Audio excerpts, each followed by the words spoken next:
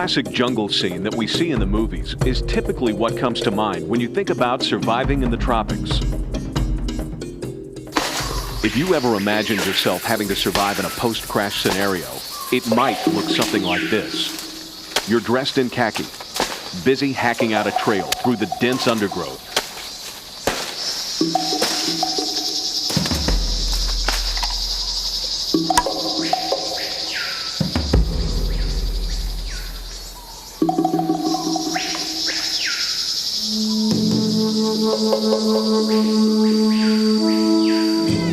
Drums beat, and hostile warriors try to pick you off with their spears and blowguns.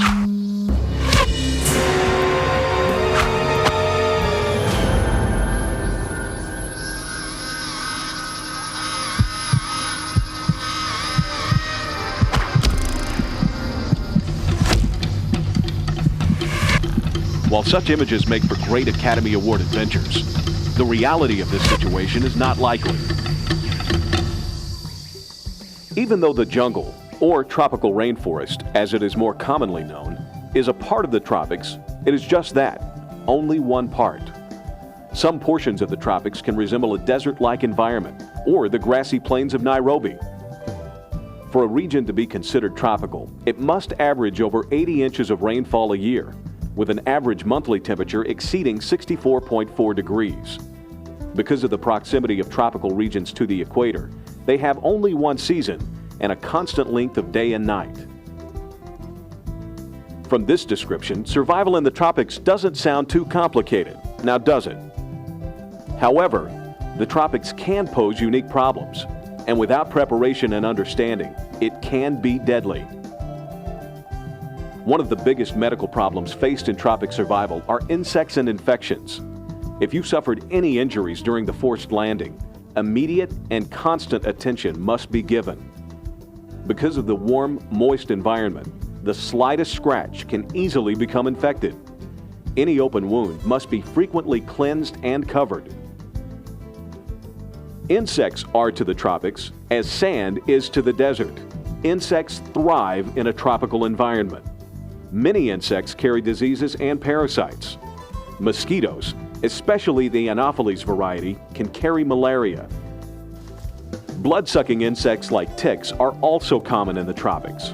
Because of this, it's important to routinely examine clothing, skin, and hair. If you find a tick attached to your skin, cover it with some type of irritant. A drop or two of kerosene, alcohol, or iodine may make them let go. The tip of a burning cigarette or a burning stick placed directly on the tick may also work. If the tick becomes dislodged, wash the affected area thoroughly.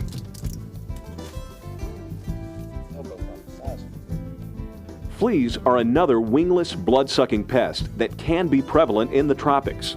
Keep pant legs tucked into socks. It's not uncommon for tropical fleas to burrow under your toenails to lay eggs.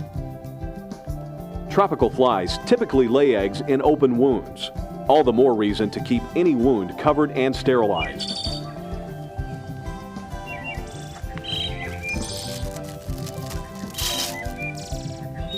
High humidity is associated with tropical regions, so it's not uncommon for your clothing to be damp or wet. Do what you can to stay as dry as possible, especially before bedding down for the night. Staying dry is important in preventing skin disease or fungus. Before nightfall, you will need to construct a shelter. Start before the early evening because night falls very quickly. It's easy to lose track of time and available light source, especially if you have a dense canopy of foliage over you. When constructing a shelter, here are a few considerations to keep in mind.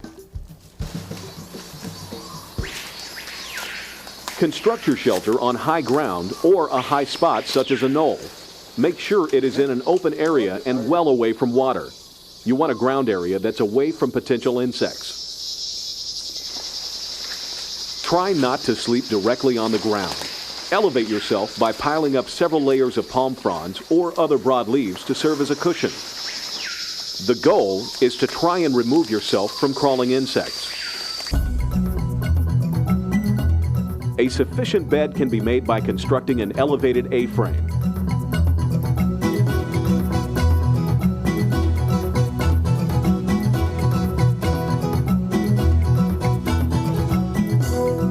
Doing this will keep your sleeping platform off the ground. A more comfortable shelter can be made by covering the top with 4 or 5 layers of long, spineless palm leaves. Pieces of bark or mats of grass will help waterproof the shelter. You may find that the simplest tasks when performed in tropical heat and humidity are hard to accomplish because your energy is drained. You will need an abundant amount of rest and sleep to recover. Remember to start your shelter construction well before dark. Constructing a fire in the tropics is the most desirable form of keeping warm. Fuel for a fire should be plentiful, though most of it may be damp. To find dry tinder, try the inner layers of bark. Fibers in the base of palm leaves also make good tinder. Once you have a good, hot fire going, you can add damp wood to keep it burning. Creating a fire gives you heat and keeps you comfortable during the night, as well as protecting you from mosquitoes, flies, and other potentially curious animals. It is not necessary to create a roaring fire, as a small one will serve your purpose and is easier to maintain. Signaling for rescue in the tropics poses several challenges. Surface-to-air signals, such as reflectors and rescue codes, may be ineffective because of the thick jungle foliage overhead. This can also impede the use of flares and launchers. To be effective, signaling for rescue in the tropics needs to be performed out in an open area. This may require you to travel to get to a more desirable signaling area. Unless you know where you are and where you are going, don't risk travel too far away from your crash site.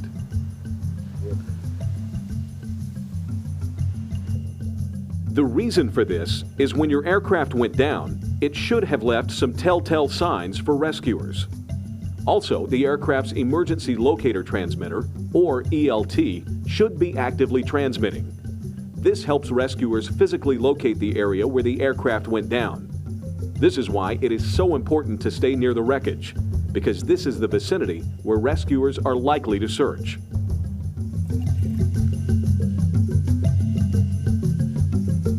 Finding water should be an easy task.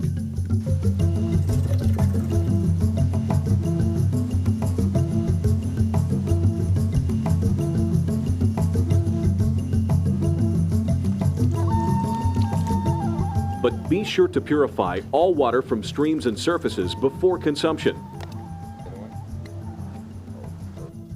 Water that is derived from precipitation is safe to drink. You can also drink water from plants without purifying. Many vines, if cut, will drip a steady stream of water. Cutting down a banana plant, leaving a 1-foot-tall trunk, can be an excellent source of drinking fluid. After cutting it, hollow out the trunk to form a deep bowl. In a few hours, the bowl will overflow with water.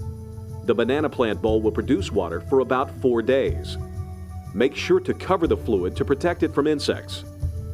As a word of caution, if the surface of the water becomes covered with a blue-tinted film, skim as much of it off as possible, as drinking this can make you sick. Tropical areas are a virtual farmer's market filled with delicious edible fruits. The papaya fruit is usually abundant in tropical areas. Some may weigh up to 5 pounds. The tropical star apple is also a good source of available nutrition. Wild pineapple is another fruit that typically can be found and eaten raw. However, you may want to consider cooking it, as raw pineapple may cause stomach discomfort. Roots and bulbs, such as taro, cassava, and wild yams, are abundant and nutritious. Coconuts are also a potential source of sustenance. The coconut's meat, milk, and flowers can be safely eaten.